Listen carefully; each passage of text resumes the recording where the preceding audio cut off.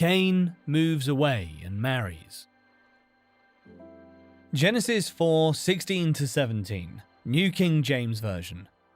Then Cain went out from the presence of the Lord and dwelt in the land of Nod on the east of Eden. And Cain knew his wife, and she conceived and bore Enoch. And he built a city, and called the name of the city after the name of his son, Enoch. Cain married his sister or other blood relatives. As mentioned, Genesis 4:3 allows time for a population increase, and Genesis 5:4 states explicitly that Adam had sons and daughters.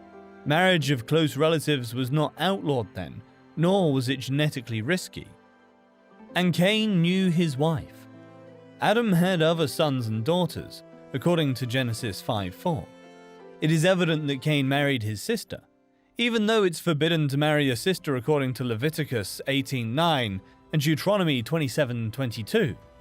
This was long before God spoke that law to Moses, and to the world at large, which even prohibits the marriage of a half-sister. Here, necessity demanded that Adam's sons marry his daughters. We read, and he built a city. The beginning of industry and urbanization can be seen here. Man-centered from the start, the city was named after his son's name, not God-centered. The fall of the human race continued and even increased. The generations following Cain. Genesis 4:18-22. To Enoch was born Irad, and Irad begot Mehujael, and Mehujael begot Methusael, and Methusael begot Lamech. Then Lamech took for himself 2 wives. The name of one was Ada, and the name of the second was Zillah, and Ada bore Jabal. He was the father of those who dwell in tents and have livestock. His brother's name was Jubal. He was the father of all those who play the harp and flute. And as for Zillah, she bore Tubal-Cain, an instructor of every craftsman in bronze and iron, and the sister of Tubal-Cain was Naamah. It is possible that Lamech means conqueror in Hebrew. According to Cain's genealogy, he was the 6th child from Adam. Lamech's arrogance is a contrast to the godliness of Enoch, who was the 6th from Adam in Seth's line. The names of his wives and daughters also show the emphasis in his heart. Ada means pleasure, ornament, or beauty. Zillah means shade, probably referring to a luxurious covering of hair. His daughter's name was Naamah, which means loveliness. Lamech's culture was committed to physical and outward beauty. Lamech's arrogant boast. Genesis 4:23-24. Lamech said to his wives, Ada and Zillah, hear my voice. You wives of Lamech, listen to what I say, for I have killed a man merely for wounding me, and a boy only for striking, bruising me. If Cain is avenged 7-fold, as the Lord said he would be, then Lamech will be avenged 77-fold. Lamech boasted about his murder of another, and the way he believed he could promise more significant retribution than God demonstrates a gradual degeneration among humankind. The human race experienced rapid deterioration, which can be described as devolution. We read, if Cain shall be avenged 7-fold, then Lamech 77-fold. This is all a representation of a man-centered perspective. The city was Cain's city. The focus of Lamech was his beautiful wives and perceived strength. But for all of Lamech's boasting, neither he nor his descendants are ever heard of again in the Bible. He came to nothing. Sometimes curses may come from previous generations. Does that mean there is no hope? Does the human race continue like this? No, there is hope. As we move on, we discover that God has provided a remedy. The most notable member of Cain's descendants is the boastful Lamech. The 21 words of his speech constitute what is often considered an example of earliest poetry. Since the beginning of various aspects of civilization is highlighted in this section, the exchange of blows perhaps denotes the start of war among humans.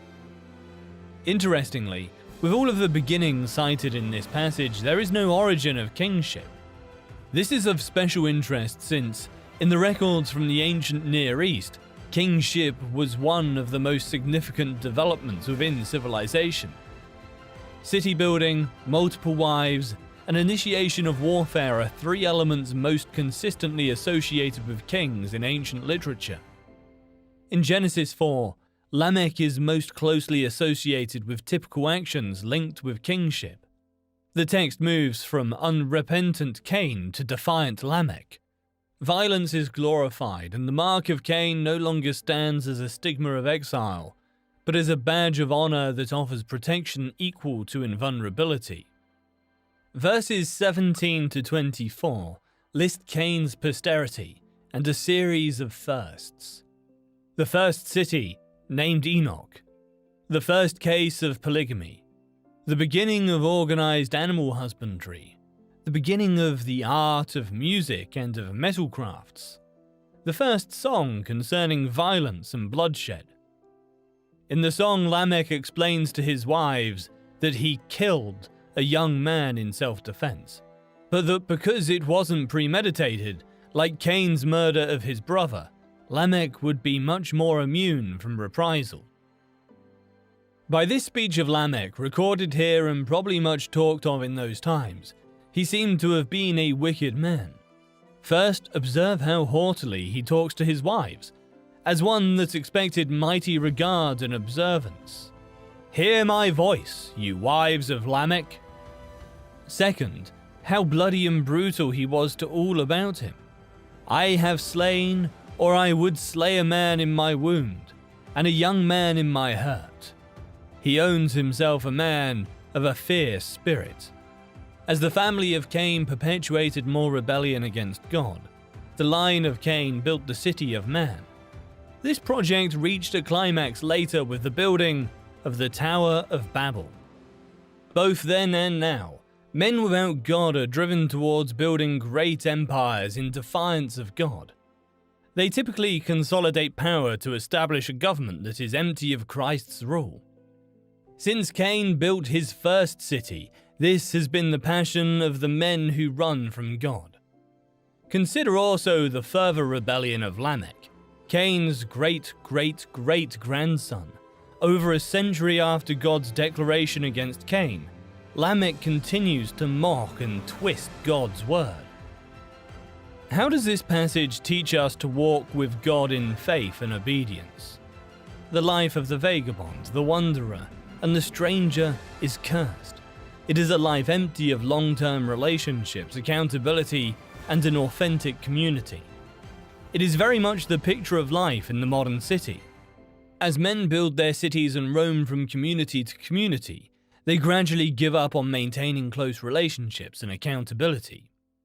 A heart that constantly seeks to stray from relationships with God and with brothers and sisters is not one we should desire. They become increasingly comfortable in their world of anonymity. Instead, let us strive to have good relationships with our family and churches. This is all we know about the family and posterity of cursed Cain until we find them all wiped out in the universal flood. Genesis 4:25-26. Adam knew Eve as his wife again, and she gave birth to a son and named him Seth, for she said, God has granted another child for me in place of Abel, because Cain killed him. To Seth also a son was born, whom he named Enosh, mortal man, mankind. At that same time, men began to call on the name of the Lord, in worship through prayer, praise, and thanksgiving. After this terrible story of disobedience in Cain's line, the chapter ends with a light of hope. In contrast to Cain's line, God selected a new family tree. God gave Eve a son named Seth in place of Abel. Seth illustrated the same type of worship as his deceased brother Abel, as people started to invoke the Lord's name in connection with Seth. Prideful worship, as practiced by Cain, points to himself. Humble worship, as practiced by Abel and Seth, calls out to God. Jude 11.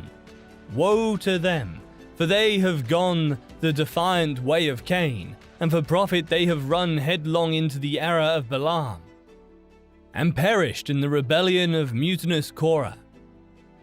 It is no surprise that when God needed an obedient servant hundreds of years later, he chose Noah from Seth's line.